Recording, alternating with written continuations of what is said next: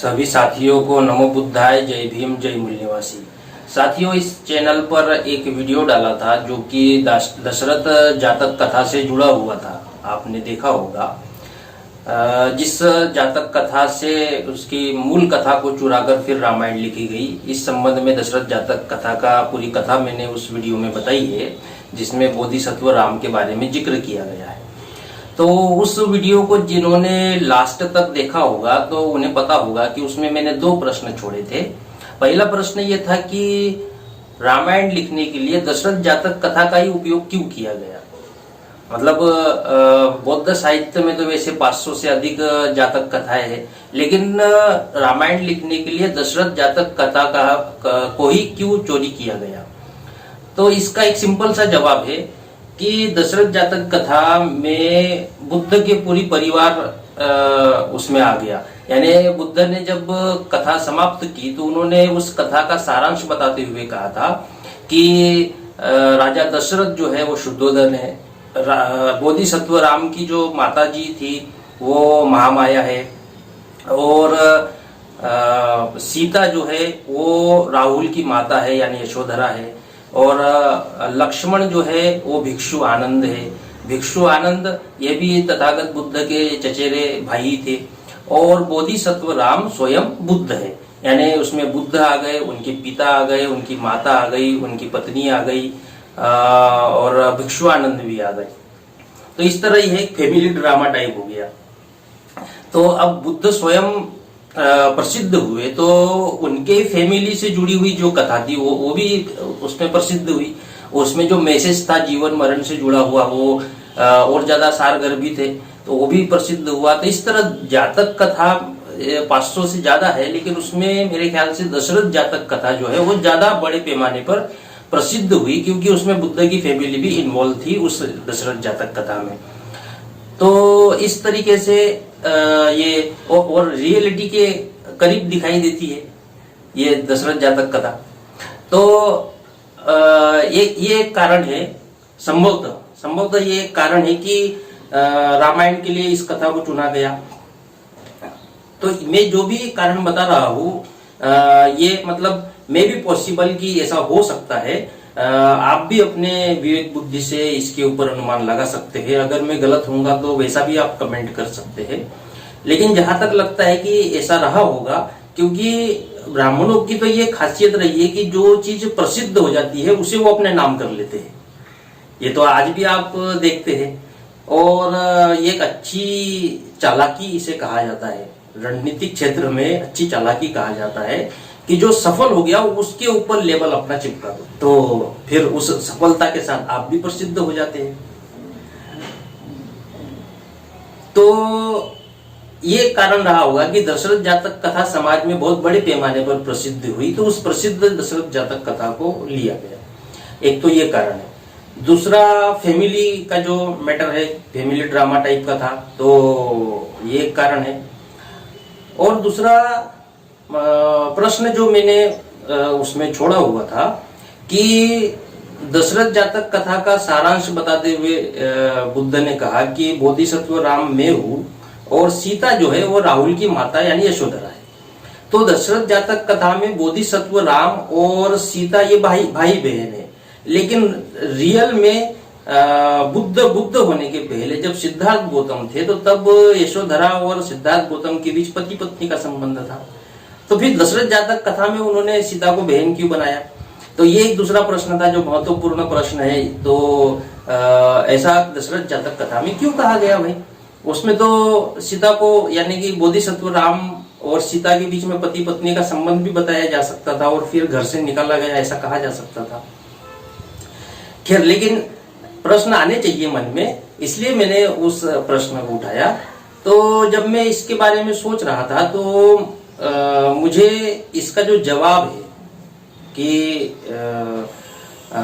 सीता को जो है वो बहन दशरथ जातक कथा में बोधिसत्व राम की बहन क्यों बताया गया, जबकि रियल में सिद्धार्थ गौतम और यशोधरा के बीच में पति पत्नी का रिश्ता है। तो इसमें तो एक सिंपल सा अगर उपासक के तरह अगर जवाब देना है तो सिंपल सा जवाब दिया जा सकता है। तो एक सिंपल सा जवाब दिया जा सकता है, वो जवाब ये है कि भाई बुद्ध होने के पहले सिद्धार्थ गौतम थे तब उनके साथ पत्नी का रिश्ता होगा, लेकिन जब वो बुद्ध हो गए तो उनकी नजर में सभी स्त्रियां जो है वो बहन और माँ के समान हो गई, वो बेटी करके माताजी करके ऐसा वो संबोधन करते थे। तो इसलिए बोधिसत्व राम या बुद्ध जो है उनका यशोधरा के साथ में बहन का रिश्ता कहा जा सकता है। लेकिन ये एक सिंपल सा जवाब होगा कि बुद्ध होने के बाद में फिर वो पत्नी का रिश्ता और वो सब समाप्त हो जाता है और सबको जो है बहन और माँ की नजर से देखा जाता है। तो ये एक साधारण सा उसका जवाब दिया जा सकता है।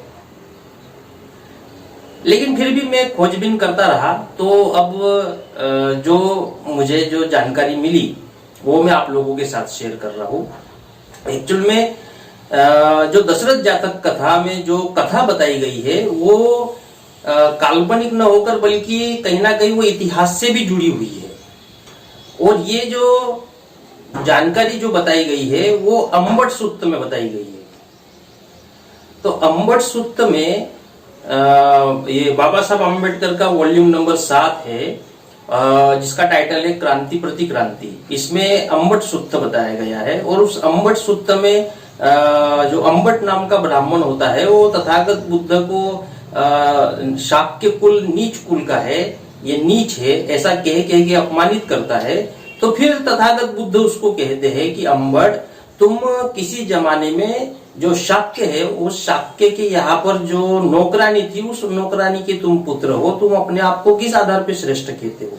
अब वो अम्बट ब्राह्मण था तो बार बार शाक्यों को नीच कह रहा था। तो तब बुद्ध अम्बट को एक घटना के बारे में बताते हैं। वो घटना इस तरह है, मैं किताब में जो लिखा है उसे पढ़ के आपको लोगों को बताता हूँ।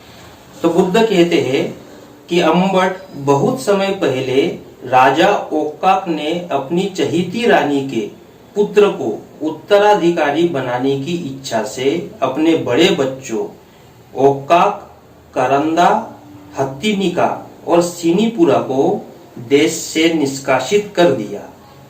मतलब इसमें भी वही बात है कि जो राजा ओक्काक था, वो राजा ओक्काक इन्होंने अपनी चहेती रानी, यानी वही दशरथ जातक कथा के समान है, चहेती रानी के बेटे को उत्तराधिकारी बनाने के लिए अपने जो पहली रानी के बच्चे थे उन लोगों को, उन बच्चों को उसने देश से बाहर निकाल दिया। इस प्रकार निष्कासित होने के बाद उन्होंने हिमालय की ढलान पर झील के किनारे आश्रय लिया, हिमालय के किनारे आकर रहने लगे, जहां एक विशाल साल का वृक्ष विद्यमान था। और इस आशंका से कि कहीं उनके वंश की पवित्रता को आज न आए, उन्होंने अपनी बहनों से ही अंतर विवाह कर लिया। अब यहाँ पर एक ये महत्वपूर्ण बात है। पहली तो ये है कि उस राजा ने अपनी रानी के चहेते पुत्र को राजा बनाने के चक्कर में अपने बच्चों को बाहर निकाल दिया। फिर वो जो बच्चे गए तो वो हिमालय की ढलान पर जाकर रहने लगे और उन्होंने सोचा कि हमारे वंश में किसी तरह की मिलावट ना हो, तो इसके लिए उन्होंने अपनी बहनों के साथ ही अंतर विवाह कर लिया। तो ये हो सकता है आप लोगों को ये सब सुन के अचरज लगता हो कि अपनी बहनों के साथ कैसे कर लिया भाई विवाह वगैरह, लेकिन उस समय में प्राचीन काल में लोग ऐसा मानते थे कि वंश की शुद्धता बनाए रखने के लिए अपने ही वंश के बहनों के साथ में विवाह किया जा सकता है और उससे वंश में मिलावट नहीं होगी, दूसरे वंश का खून इसमें मिलेगा नहीं। तो ऐसा सोचते थे। ये आप पुरानी जो बातें हैं और भी जो कथाएं वगैरह होती है तो उसके माध्यम से इसको आप समझ सकते हैं।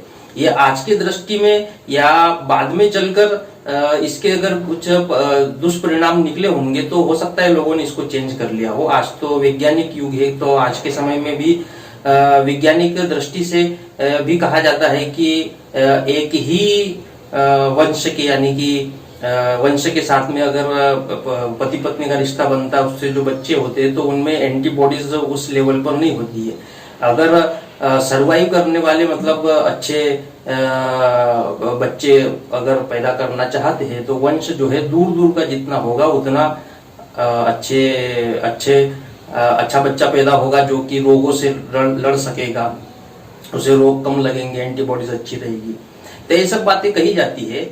लेकिन उस समय ऐसा था कि बहनों से भी वो विवाह कर लिया जाता था, ये सोच के कि इससे वंश में अन्य वंश का खून नहीं मिलेगा और हमारा वंश जो है शुद्ध बना रहेगा। अभी भी आप देखिएगा कि अलग अलग क्षेत्र में अलग अलग तरीके का कल्चर है, तो कुछ लोग इसको सही मानते, कुछ लोग नहीं मानते हैं। जैसे मैं एक एग्जाम्पल आपको बताता हूँ कि जब आप उत्तर भारत से नीचे की तरफ आते हैं, महाराष्ट्र जहाँ से शुरू होता है, फिर दक्षिण की तरफ जाते हैं, तो महाराष्ट्र से लेकर दक्षिण के जो राज्य है वहां पर एक कल्चर है कि वो अपने मामा की लड़की के साथ शादी कर लेते हैं। तो उसे मामा की लड़की यानी माम बहन भी बोलते हैं, लेकिन मामा की लड़की के साथ शादी भी करते हैं। वही आप नॉर्थ इंडिया में अगर चले जाएंगे तो मामा या बुआ की लड़की के साथ अगर शादी की जाती है तो ये तो हल्ला मच जाएगा कि भाई इसने तो बहन के साथ ही शादी कर ली। और ऐसा मैं जब झारखंड गया था तो एक व्यक्ति को बताया कि हमारे इधर तो मामा की लड़की या बुआ की लड़की के साथ शादी कर लेते हैं। तो उसने कहा ऐसा इधर बोलना मत बोले, नहीं तो बहुत गलत समझेंगे, तुमको बहुत गलत आदमी समझेंगे कि अपनी बहन के साथ ही शादी करते हैं। लेकिन साउथ में अगर आप आते हैं तो महाराष्ट्र से लेकर नीचे के जो साउथ के स्टेट है वहां पर मामा की लड़की के साथ शादी की जाती है। अब नॉर्थ वालों की दृष्टि में तो वो बहन से शादी करना हो गया, तो और साउथ के जो लोग हैं तो उन लोगों को इसमें कुछ भी अचरज नहीं लगता, क्योंकि यहाँ का कल्चर उसको अलाउ करता है। तो इसी तरीके से उस समय भी कि अपने वंश को वंश में दूसरे वंश का खून शामिल ना हो, इसके लिए अपनी बहनों से विवाह करते होंगे, ऐसा कहा जा सकता है। और इसमें लिखा हुआ है कि अपनी बहनों से अंतर विवाह कर लिया। अब ओक्काक राजा ने बच्चों को निष्कासित करने के बाद उसने अपने मंत्री से पूछा कि भाई बच्चे कहाँ गए, वो कैसे रह रहे हैं, कहाँ है। तब उनके मंत्रियों ने बताया कि जिन बच्चों को आपने निष्कासित कर दिया था वो हिमालय की ढलान पर झील के किनारे एक स्थान पर है, जहाँ एक विशाल शाल का वृक्ष है, वही वे रहते हैं, और कहीं उनके वंश की पवित्रता पर आँच न आ जाए, इसलिए उन्होंने अपनी ही बहनों यानी शाक्य वंशीय जो लड़कियां है, बहन है, उन्हीं से उन्होंने विवाह कर लिया। तब राजा ओक्काक ने बहुत खुश हुए और खुश होकर उन्होंने कहा कि वे युवक शाक्य के हृदय है, वे अपने वंश को कायम रखे हुए हैं। तो बुद्ध उनको उसको आगे बताते हैं कि अम्बट यही कारण है कि उन्हें शाक्यों के नाम से जाना जाता है। तो ये एक छोटी सी बात अम्बट सूत्र में आई है। तो इस बात से ये समझ में आता है कि बुद्ध को जो है अपना फोर फादर का इतिहास पता था। अगर आप अंदाजा लगाए कि शाक्य वंश जो उस समय था, आज से 2500 साल पहले, तो शाक्य वंश की जो आबादी होगी वो शाक्य वंश जो वहां जिसके राजा शुद्धोदन थे, कपिल वस्तु जो शहर कहलाता था, तो उसको वहां से तो केवल वो 4 लोग निकले थे। राजा ओक्काक के जो बच्चे थे, ओक्कमुख, करांदा, हत्तीनिका और सिनीपुरा, तो ये 4 लोगों से इतने बड़े कपिल वस्तु का जो निर्माण हुआ होगा तो उसमें कम से कम 20 पीढ़ियां तो लगी होगी। अगर 20 पीढ़ियां भी अगर मान ली जाए तो तब भी करीब 250-300 साल का अंतर लगा होगा, तब जाके इतना कपिल वस्तु डेवलप हुआ होगा उन 4 लोगों के माध्यम से। तो अपने 300 साल पहले का भी इतिहास बुद्ध को बता था, जो ओक्काक राजा बताते हैं। और ये ओक्काक राजा कोई और नहीं, ये आपका जो नवल वियोगी है, उन्होंने अपने किताब Nagas ancient ruler of India, नाग प्राचीन भारत की शासक जातियां, उसमें बताया कि ओक्काक, इक्ष्वाकु और ओक्को ऐसा और कुछ नाम है, तो ये एक ही है और ये नागवंशी थे। तो कुल मिला के जो कपिल वस्तु में जो शाक्य रहते थे वो मूलतः कपिल वस्तु के नहीं थे, बल्कि वो ओक्काक राजा जो इक्ष्वाकु वंश था, इक्ष्वाकु वंश वो जो पाकिस्तान के एरिया में, जो आज पाकिस्तान में है, जो भारत का ही हिस्सा माना जाता था, तो उस एरिया में उनका राज्य था, या यूं कह सकते आपकी जो हड़प्पा मोहनजोदड़ो की संस्कृति थी उधर से जुड़ा हुआ था। उस समय उधर फिर अलग अलग राजा हुए, तो उसमें से जो इक्ष्वाकु वंश था, तो इस इक्ष्वाकु वंश में ओक्काक राजा हुए। वो ओक्काक राजा ने अपने बच्चों को निष्कासित किया, वो फिर कपिल वस्तु में आके वो रहने लगे और रहकर उन्होंने वो शाक्य वंश की स्थापना की या शाक्य वंश के नाम से जाना जाने लगा। तो मूल रूप से शाक्य वंश जो है वो इक्ष्वाकु वंश से ही निकला हुआ है और इक्ष्वाकु वंश नागवंशी है। तो ये एक ऐतिहासिक कहानी या ऐतिहासिक लिंक वहां से जुड़ती है। तो ये अम्बट सूक्त में बुद्ध बताते हैं कि उनका आपस में विवाह हो गया और उससे फिर शाक्य वंश आगे बढ़ा। तो ये जो बहनों से जो अंतर विवाह का लाइन इसमें आई है, इस आधार पे भी कहा जा सकता है कि बुद्ध ने दशरथ जातक कथा कहते समय उस बात को याद रखा कि जो हिस्टोरिकल फैक्ट था कि वहां से उनके फोर फादर को ओक्काक राजा ने वापस कपिलवस्तु भेज दिया था या निष्कासित कर दिया था, तो कपिलवस्तु में आके रहने लगे। तो बुद्ध ने उस हिस्टोरिकल फैक्ट को दशरथ जातक कथा में शामिल किया और फिर उस दशरथ जातक कथा के माध्यम से बोधिसत्व राम के द्वारा ये बात बताई कि भाई जीवन मरण जो है ये लगा रहता है और जीवन मरण से व्यक्ति ने जो है उसको सह लेना चाहिए, उसको झेल लेना चाहिए। ये जीवन की सच्चाई है कि जो जिसका जन्म होता है उसकी मृत्यु होती है। तो ये सारी फिर बातें यार ये जो शिक्षा है ये इस दशरथ जातक कथा के माध्यम से बुद्ध ने दी। लेकिन इस दशरथ जातक कथा मतलब मैं इसको पढ़ने के बाद में ये समझ में आया कि दशरथ जातक कथा एक तो फैमिली के मेंबर्स को जोड़कर बनी गई कथा तो है ही है, साथ में हिस्टोरिकल फैक्ट भी उसका जुड़ा हुआ है कि जो शाक्य वंश है वो ओक्काक राजा के वंश से जुड़े हैं और ओक्काक राजा जो है ये इक्ष्वाकु वंश है और इक्ष्वाकु वंश है नागवंशी। तो इस तरीके से ये कहा जा सकता है कि दशरथ जातक कथा का बौद्ध साहित्य में बहुत बड़ा महत्व था और इस वजह से रामायण के लिए दशरथ जातक कथा को चुना गया, ऐसा कहा जा सकता है। तो ये तो मैंने जो अम्बट सूक्त और दशरथ जातक कथा जो पढ़ी उसके बाद में मैंने इसको कनेक्ट करने की कोशिश किया है। हो सकता है मेरी बात गलत भी हो या जो मैं अनुमान लगा रहा हूँ वो गलत हो। आपको क्या लगता है तो आप जरूर कमेंट करके बताइएगा और इसके ऊपर और भी अगर रिसर्च करने की आवश्यकता है तो उसके बारे में भी आप बताइएगा। और भी अन्य जो किताबें हैं और अन्य जो साधन हमारे पास संसाधन उपलब्ध है तो उसका उपयोग करके और इसको निकाला जाएगा और जानकारी ली जाएगी। हो सकता है कि ये जो मैं कह रहा हूँ हो सकता है गलत हो, लेकिन कुछ बातें तो फैक्ट है, उसको जोड़ना हो सकता है गलत हो कि उसको जोड़ के गलती हो रही हो, लेकिन जो अम्बट सूक्त है वो तो फैक्ट है। जो इक्ष्वाकु वंश है वो भी फैक्ट है। रामायण महाभारत में भी इक्ष्वाकु वंश का जिक्र है, पुराणों में इक्ष्वाकु वंश का जिक्र है और इक्ष्वाकु वंश जो था वो नागवंशी जो वंश थे उसमें सबसे बड़ा वंश था। तो ये नागवंश से जुड़ा हुआ सारा मैटर है। तो इसकी ओर गहराई में जाया जा सकता है, इसकी ओर स्टडी की जा सकती है, अन्य किताबों का भी अध्ययन किया जा सकता है। लेकिन मेरे पास फिलहाल ये बाबा साहब के वॉल्यूम्स है तो उसमें जो जानकारी मिली वो मैंने आप लोगों के साथ में शेयर की है।